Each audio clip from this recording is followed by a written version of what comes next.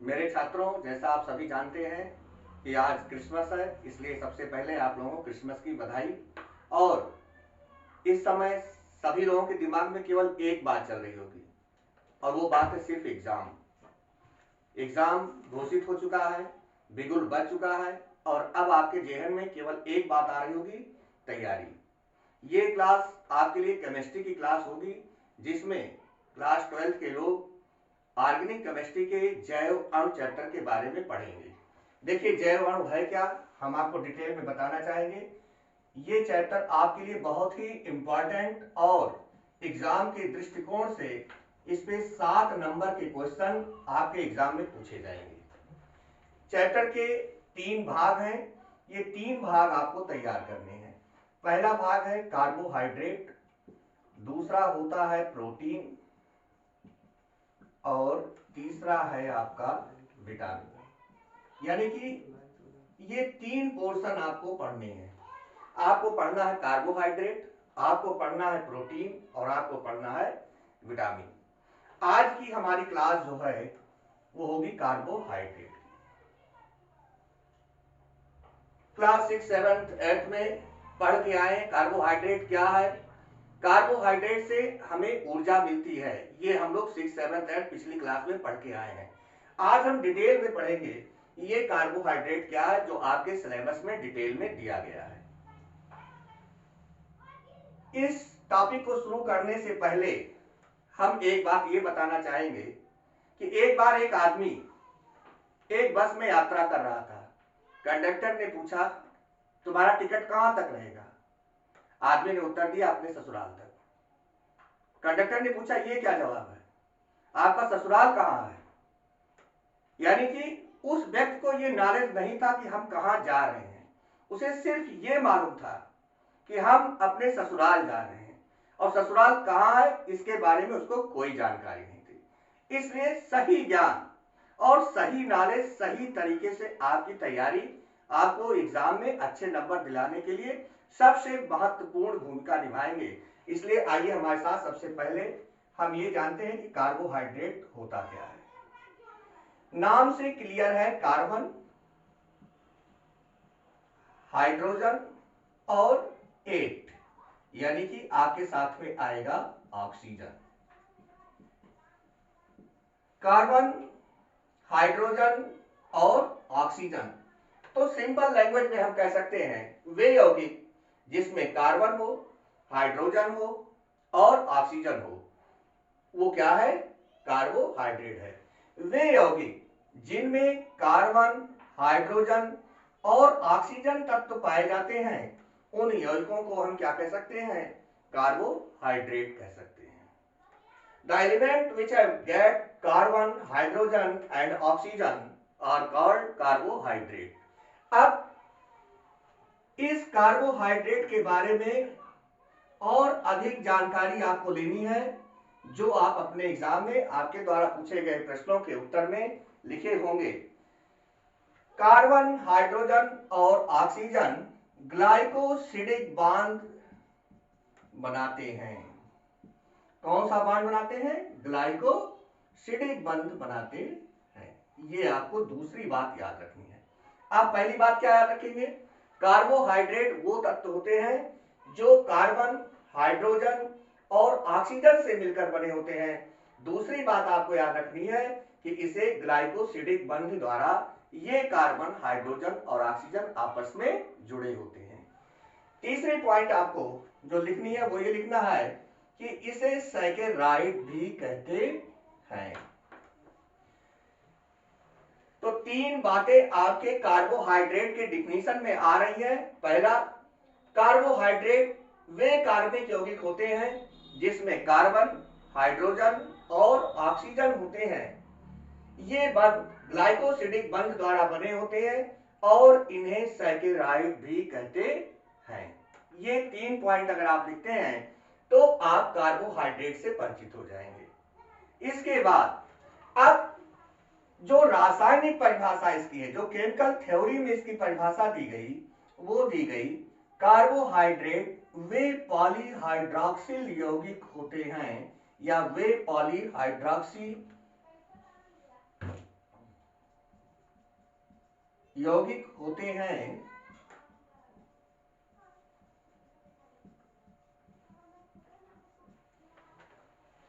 Carbohydrate वे पॉलीहाइड्रॉक्सी यौगिक होते हैं जिनमें एल्डिहाइड और कीटोनिक समूह पाए जाते हैं। Our definition for the carbohydrate, the polyhydroxy compound which contain the group aldehyde and ketonic are called carbohydrate। वे यौगिक, वे पॉलीहाइड्रॉक्सी यौगिक जिसमें एल्डिहाइड और कीटोनिक समूह होते हैं उन्हें कार्बोहाइड्रेट कहते हैं। तो अब हम ये समझ गए होंगे कि कार्बोहाइड्रेट होता क्या है। अब दूसरी बात आ रही है, ये पाया कहां जाता है। ये आलू में पाया जाता है, जो हम खाते हैं उसमें पाया जाता है, जिससे हमको ऊर्जा मिलती है, जिससे हम काम करते हैं। वो सभी ऊर्जा कहां से मिलते हैं, कार्बोहाइड्रेट के माध्यम से मिलते हैं। ये आलू में पाया जाता है, चावल में पाया जाता है, गेहूं में पाया जाता है, मक्का में पाया जाता है और अन्य फलों में पाया जाता है। तो ये हो गए कार्बोहाइड्रेट के कौन कौन से स्रोत हैं।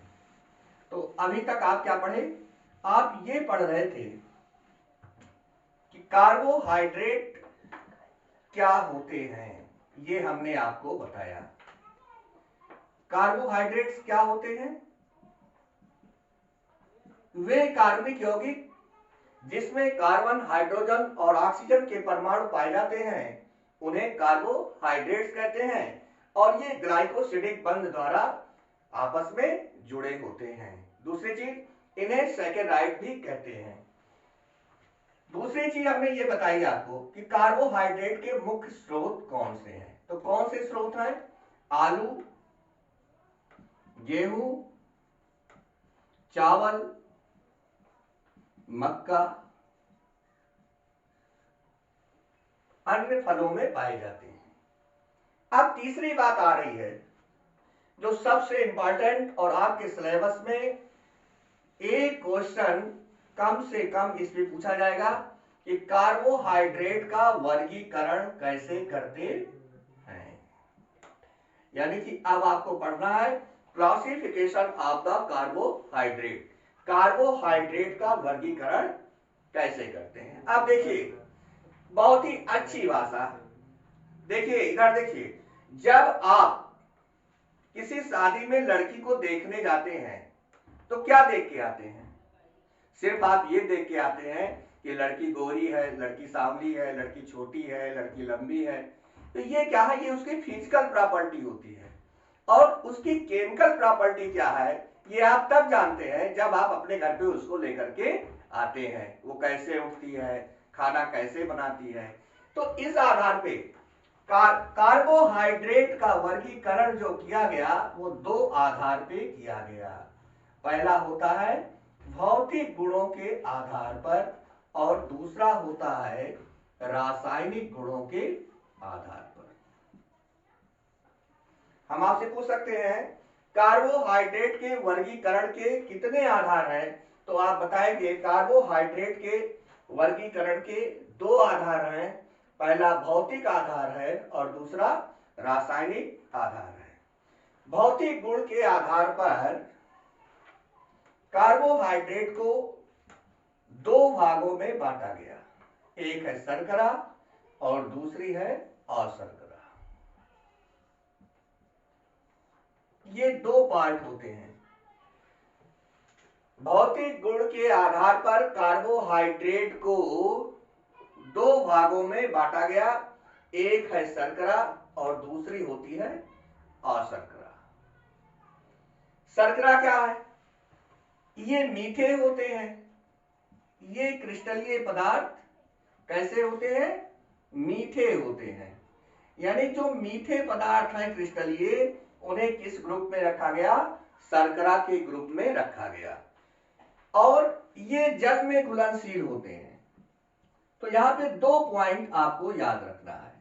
क्या याद रखना है, भौतिक गुण के आधार पे कार्बोहाइड्रेट को दो भागों में बांटा गया, एक शर्करा और दूसरा अशर्करा।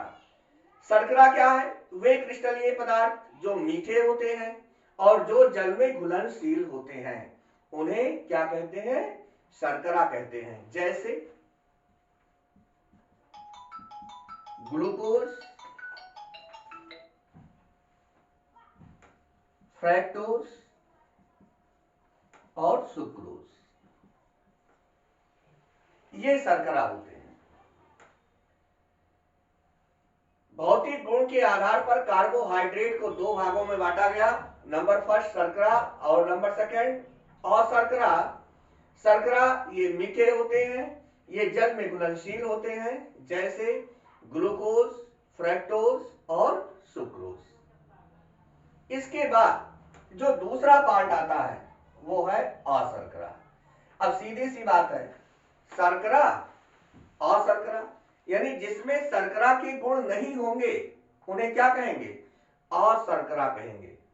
जैसे ये मीठे नहीं होते हैं, ये अक्रिस्टलीय होते हैं और ये जल में घुलनशील नहीं होते हैं। ये जल में घुलनशील नहीं होते हैं। तो आपको ये याद रखना है कि अशर्करा क्या है। अशर्करा अक्रिस्टलीय होगा। दूसरी बात, ये मीठे नहीं होंगे यानी कि स्वादहीन होंगे। मीठे नहीं होंगे तो कैसे होंगे? स्वादहीन होंगे। और तीसरी बात आती है कि ये जल में घुलनशील नहीं होते हैं।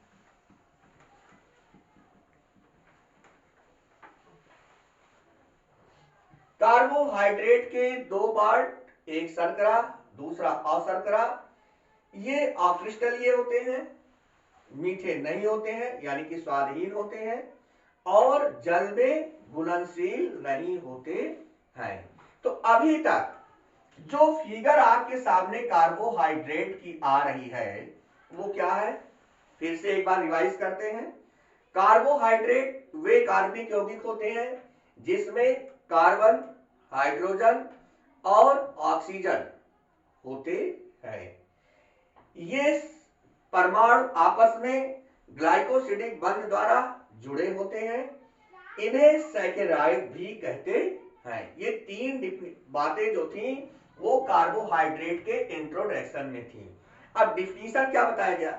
डिफिनीशन ये बताया गया कि कार्बोहाइड्रेट वे पॉलीहाइड्रॉक्सी यौगिक होते हैं जिनमें दो समूह पाए जाते हैं, एक CHO यानी कि एल्डिहाइड और दूसरा होता है कीटोनिक समूह। ये दो समूह पाए जाते हैं।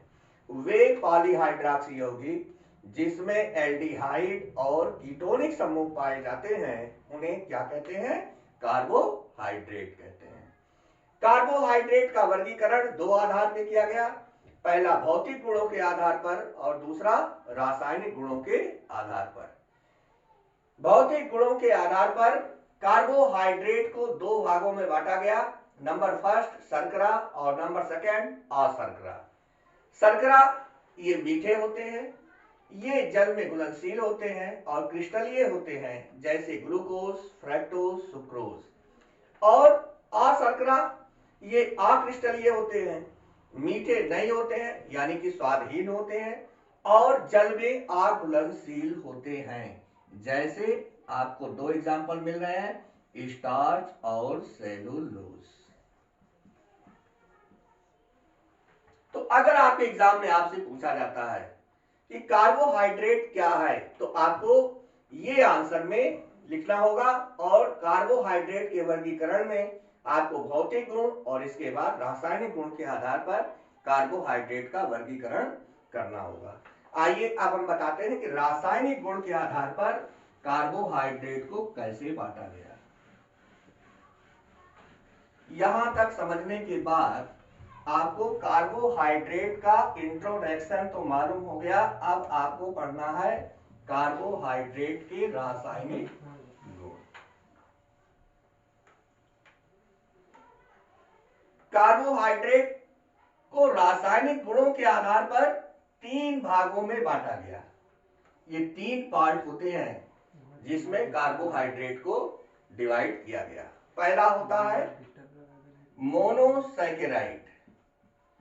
मोनोसैकेराइड पहला पार्ट होता है, दूसरा होता है ओलिगोसैकेराइड, ओलिगोसैकेराइड, और तीसरा होता है पॉलीसैकेराइड। ये तीन प्रकार के कार्बोहाइड्रेट थे कि कार्बोहाइड्रेट का वर्गीकरण दो आधार पे किया गया, जिसमें पहला था भौतिक गुण, और भौतिक गुण के आधार पर हमने कार्बोहाइड्रेट को दो भागों में बांट दिया, पहला शर्करा और दूसरा अशर्करा। और ये बताया हमने कि शर्करा क्या होते हैं, क्रिस्टलीय होते हैं, पहली बात, एक पॉइंट आपको ये याद रखना है। दूसरा आपको याद रखना है मीठे होते हैं, और तीसरा आपको याद रखना है कि जल में घुलनशील होते हैं।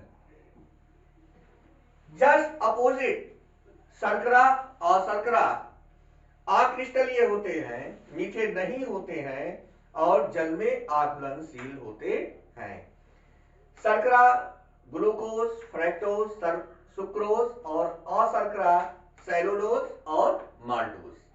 अब आइए करते हैं रासायनिक गुण के आधार पर कार्बोहाइड्रेट का वर्गीकरण। रासायनिक गुण के आधार पर एक बार फिर से रिवीजन कर रहे हैं। इसको तीन भागों में बांटा गया, पहला मोनोसैकेराइड, दूसरा होता है ओलिगोसैकेराइड, और तीसरा होता है पॉलीसैकेराइड। अगर सिंपल भाषा में हम कहना चाहें तो इसे मोनो कहते हैं, इसे डाई कह सकते हैं, और इसे ट्राई कह सकते हैं। तो सबसे पहले हमें यह समझना होगा कि मोनोसैकेराइड क्या है। What is the monosaccharide? Monosaccharide वे शर्करा होते हैं जिसमें कार्बन के 2 से 9 तक के परमाणु पाए जाते हैं। कितने से कितने तक? 2 से 9 तक। ये 2 नंबर आपको याद रखना है। वे सैकेराइड जिसमें 2 कार्बन से लेकर के 9 कार्बन के परमाणु पाए जाते हैं, उन्हें क्या कहते हैं? उन्हें मोनोसैकेराइड कहते हैं। अब ये जल अपघटित हो जाते हैं, जल अपघटित होते हैं, यानी कि हाइड्रोलिसिस का रिएक्शन ये देते हैं। इसके बाद ये होते कितने प्रकार के हैं, इनका फिर से वर्गीकरण किया गया। इसमें से एक आपके सिलेबस में है जो आपको डिटेल में पढ़ना है। पहला होता है बायोस, दूसरा होता है ट्रायोस, तीसरा होता है टेट्रोस, इसके बाद पेंटोस और हेक्सोस। हाई स्कूल में आपने जब कार्बनिक यौगिकों का नामकरण किया था तो 2 कार्बन को डाई, 3 को ट्राई, 4 को टेट्रा, 5 को पेंटा और 6 को हेक्सा कहा था। उस आधार पे आपको याद होना चाहिए कि कार्बन के अगर 2 परमाणु पाए जाते हैं तो उसे क्या कहेंगे, कौन सा सैकेराइड होगा? मोनोसैकेराइड का बायोस फॉर्म होगा। अगर कार्बन के 3 परमाणु पाए जाते हैं तो वो ट्रायोस होगा। कार्बन के 4 परमाणु पाए जाते हैं वो टेट्रोस होगा। कार्बन के 5 परमाणु पाए जाते हैं वो पेंटोस होगा, और कार्बन के 6 परमाणु पाए जाते हैं तो वो हेक्सोस होगा। तो आपको याद रखना है मोनोसैकेराइड के फिर से कितने प्रकार हुए? 5 प्रकार हुए, बायोस, ट्रायोस, टेट्रोस, पेंटोस और हेक्सोस।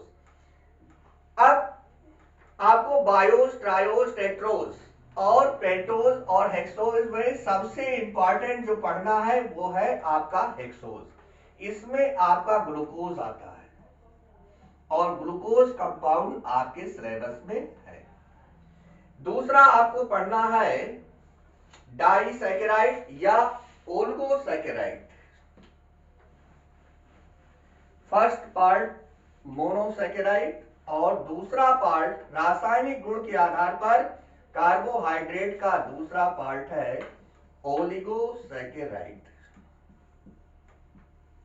ये सैकेराइड भी बिल्कुल मोनोसैकेराइड का फॉर्म होता है, जिसमें कार्बन के 2 से 9 परमाणु पाए जाते हैं और जिनका जल अपघटन किया जा सकता है और ये जल में घुलनशील होती हैं।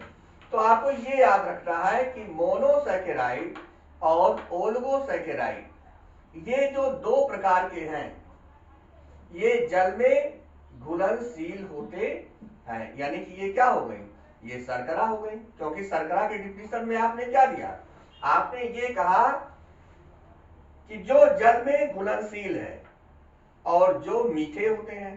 तो मोनोसैकेराइड और ओलिगोसैकेराइड जल में घुलनशील होते हैं, इसलिए किस प्रकार के कार्बोहाइड्रेट होंगे, ये शर्करा कार्बोहाइड्रेट होंगे। अब तीसरा आपका जो आता है वो आता है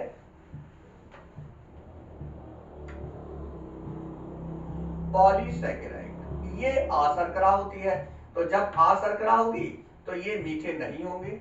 आपको सबसे पहले लिख देना कि ये मीठे नहीं होंगे। और दूसरी चीज आपको याद रखनी है कि इसमें कार्बन के 9 से अधिक परमाणु पाए जाते हैं। तो इस तरह से आपने क्या कंप्लीट किया, आपने ये कंप्लीट किया। फिर से एक बार आते हैं स्टार्टिंग से, कार्बोहाइड्रेट क्या है।